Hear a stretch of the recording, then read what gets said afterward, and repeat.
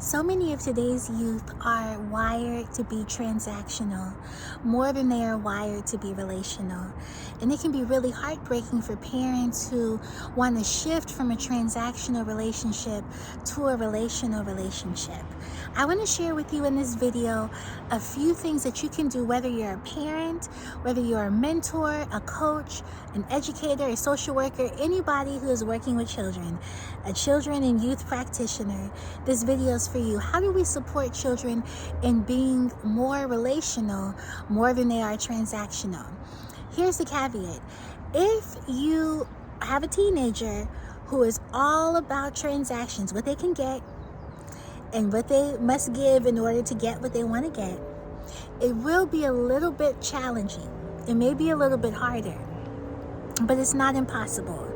I remember working with a student. She had just turned 8 years old, and we were working on her impulse control, emotional regulation, being able to start and complete a task and do all of the steps in between.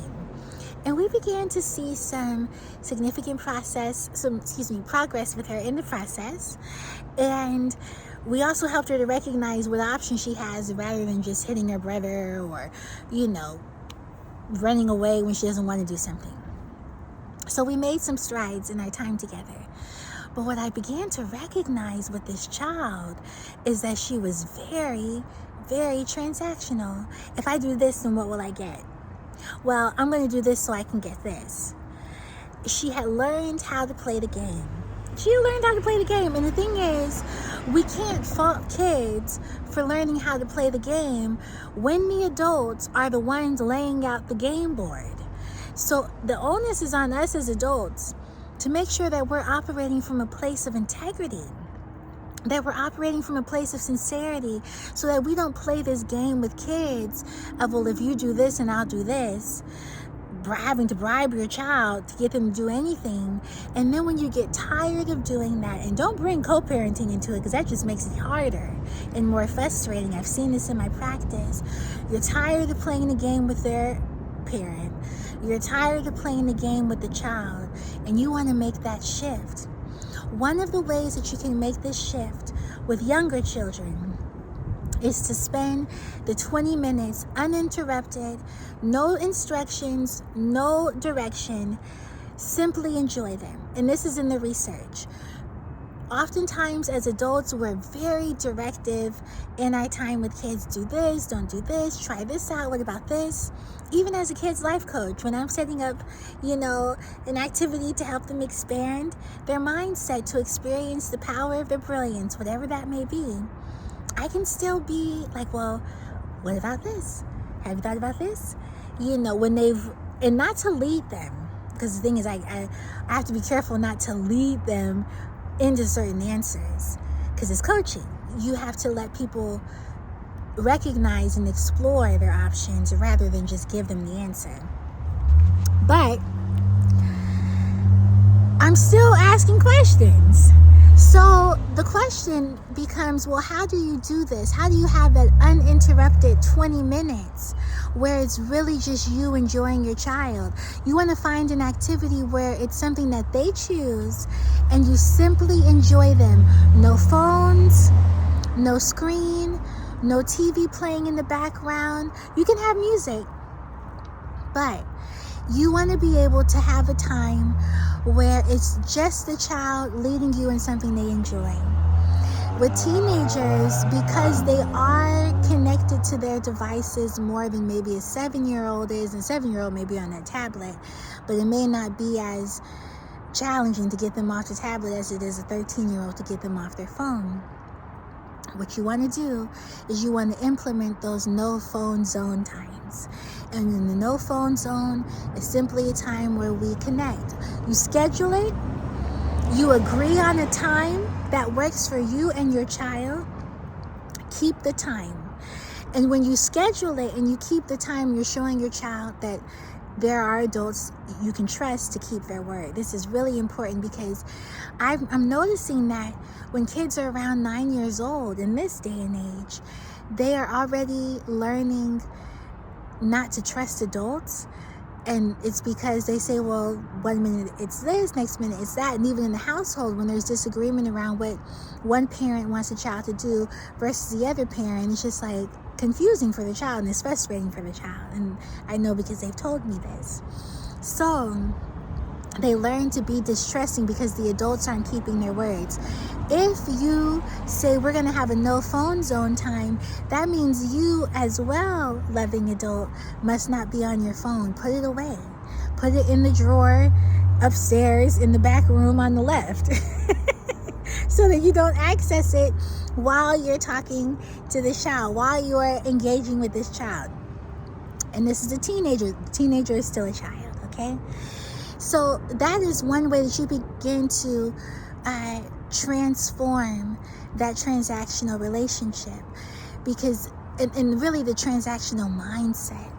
You know, when you are asking your child to do something, you have to, or you're wanting your child to do something, you have to decide before how you're going to position this statement to your child. So instead of saying, would you take out the garbage? You have to think about, is that more passive than, please take out the garbage? Or take out the garbage on your way out. Now, if your child has issues with remembering what you've said to them, and you just said it right then and there, then you want to say, I've taken the garbage out of the bag. No. I've taken the garbage out of the can. Don't take it out of the bag. I've taken the garbage out of the can, and the garbage bag is next to the door. I want you to take it out. Okay? The garbage bag is next to the door. I want you to take it out. Then they know where it is, and they know what you want them to do. But all of the would you and could you, sometimes the kids will be like, no. So you say, take it out on your way out. Thank you. And that's that. You know, and there's a lot that goes into helping children recognize the value of what we're asking them to do. And you can watch YouTube videos and read books and go to all the seminars for the rest of your life, because as long as you're living and you're working with young people, you're going to have to be refining your approach for that child, because again, we know what works for one doesn't always work for the other. But showing them the value of keeping your word, showing them, modeling for them the value of doing a certain task is more important and is more powerful than simply saying, would you do this, or could you do this, and you know, I'll give you this if you do this. You want to be careful not to make everything about the conditions of them receiving something if they do something. Now, you may ask, Ashley, well, how do you not make everything about the conditions of them receiving something if you ask them to do something? You have got to sit your child down and say, there are some things that I would like to change about my behavior, and I would like to change the way our relationship goes. Is this something that you want to participate in? Is this something that you want to do? The child may be like, what is this about? And that's good for them to be asking the question, well, what is this about? Because they're going to be in a variety of situations, a variety of circumstances where they have to ask the question, what is this? So you coming to them with something new is good for their brain development. It sparks curiosity. It's a learning opportunity, and they get to participate in how their brain develops. So when you sit the child down and you say, you know what, I want to, reshape how we do things. I want to, work on our relationship. And there are some things that I know that I need to do on my part, but I want to hear from you what you think I could do. Okay? The child will be like, you want to hear from me? You want to hear what I think? Now, some kids will automatically tell you, and you do want to hear their feedback. As a parent, as a guardian, as an educator, as a practitioner, whatever you are, you want to prepare yourself to hear the feedback, right? You want to relax yourself, regulate yourself. Check out my last video on, being able to have emotionally regulate when you're having those hard conversations. Because if you can do it with one person, you can do it with many people. And it doesn't matter how old they are, but being in that place of deep center and being able to receive feedback and then deciding which piece of feedback you will incorporate. Because your child may give you, or the child you're working with may give you feedback that doesn't apply in that situation, but it's still valid. So you want to be able to take what they're saying, and this is something that could be really dignifying, something that could be really honoring to your relationship, is that, you know, I really want to hear what you have to say. I'm going to take some notes on what you're saying. If you do that with your young person, and young person being 11, 12, 13, 14, and older, and even the 10-year-old, right? They're going to feel like, wow, my parent is taking notes on what I'm saying. I must have something important to say. And that is so validating for their growth, because they're growing, they're learning, they have questions, they're still young. And so you taking notes on them reflects back to them a certain level of importance, a certain level of value that you have for them. And that's what we want to do as loving adults. We want to reflect to children their value. So when you have that conversation, because you're like, you know what, I don't like the way this is going. And the child may say, what? Our relationship is very transactional, you know, and I want to change that. And you acknowledge the way you've contributed, and say, you know, I want to, and also acknowledge that you didn't have all the information, right? You're learning as you learn your child, as you grow with your child, you're learning more information. And children can understand that. They can understand that. And then you say, maybe not a 6-year-old, okay? But some 6-year-olds are pretty sharp and they can get it. You know, like when you were 3, I was, you know, learning things about you, and now that you're 6, I'm always learning about you, and while you're growing, I'm growing. Most kids can get that, okay? And so you say that to your child, and you say, we're growing together, and there's some things that I want to improve on my part. I want to hear from you. What are 1 or 2 things I can do? And then after they offer that to you and you take your notes, can I offer you something? And the child, hopefully, I can't guarantee because I don't know who the child is that you're thinking about, but hopefully the child can say, well, I would like to work on this. Can you help me with that? When you say there are some things that I want to change, and you acknowledge how you've contributed to this dynamic, that is so huge, and that is so powerful and so life-giving and so transformative.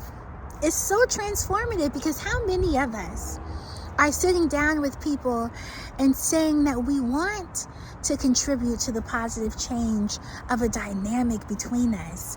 How many of us are doing that? Not enough. And we live in a world that is so hostile. It's hostile to everybody. I mean, nobody's exempt, okay? And some people have it worse than others. Some people have it worse than others. Yet and still, it doesn't mean that we don't need to respect people at all, because this group and this group is suffering and nobody gets respected. You know, so when we take time to sit with our children and we say, I acknowledge that I did this, and I apologize for the ways that I've hurt you. When you hear what things that they say, so I apologize for the way that I've hurt you. I apologize for how I contributed. I apologize for doing something that made you feel this type of way. Now, we know that we can't make somebody feel a certain way when they are of a certain age, but I want to invite us to challenge this type of thinking. Everybody's awareness is not that deep. Everyone's awareness is not that wide.